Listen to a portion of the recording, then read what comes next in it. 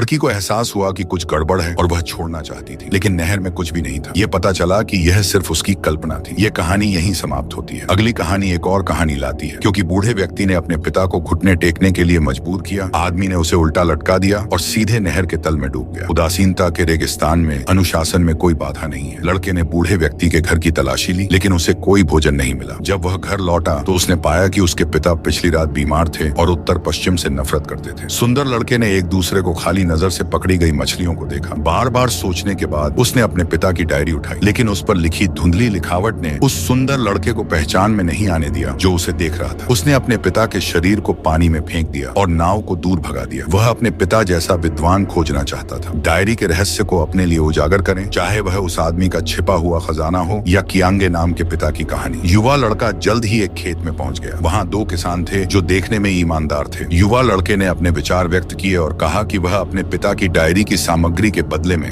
उनके लिए काम करने को तैयार है। इसलिए वह यहाँ बस गया। लेकिन पहला किसान और दूसरा किसान हर दिन सुबह होने से पहले युवा लड़के को काम करने के लिए जगाते थे और रात में केवल कुछ वाक्य पढ़ने का नाटक करते थे। एक दिन युवा लड़के को अचानक पता चला कि उन दोनों ने एक बंदी लड़की को रखा है। बंदी लड़की को युवा लड़के की स्थिति के बारे में पता चलने के बाद उसने कहा कि जब तक युवा लड़का खुद को बचाए रखता है, वह उसे उसके पिता को खोजने के लिए ले जा सकती है और दूसरा पक्ष निश्चित रूप से उसे डायरी को समझने में मदद करेगा। इसीलिए दोनों भाग गए, लेकिन दूर जाने से पहले वे बेईबियाओं के समूह से मिले। दुनिया के अंत के बाद उस आदमी ने कई बुरे लोगों को काम पर रखा। अब बंदी लड़की और अन्य दो को दूसरों के साथ आपूर्ति का आदान प्रदान करने के लिए अपहरण कर लिया गया है। युवा लड़के को गार्ड द्वारा पहरा दिया गया था और आदमी ने डायरी ले ली और उसके दिल को बपतिस्मा दिया। अगले दिन आदमी ने छोटे लड़के को ढूंढ लिया, लेकिन उसे उत्तर पश्चिम में नहीं भेजा, बल्कि खुद ही उसे पढ़ा। डायरी की सामग्री गार्ड के धीमे कथन के साथ अपने बेटे के लिए कियांगे नामक पिता के प्यार को भी पूरी तरह से प्रकट करती है। गार्ड का दिल बपतिस्मा ले चुका था और वे दोनों रोना बंद नहीं कर सके। आदमी ने तिलों का दरवाजा खोला और चला गया। पाप के आदी होने के बाद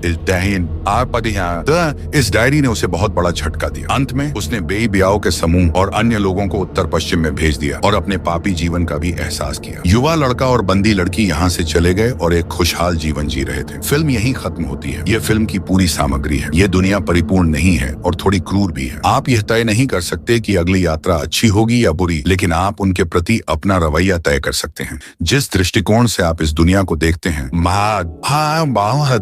वह निर्धारित करता है कि यह दुनिया आपको कितनी गर्मजोशी देती है। सॉन्ग गे फिल्मों के बारे में बात करते हैं, वह केवल अच्छी फिल्मों के बारे में बात करते हैं।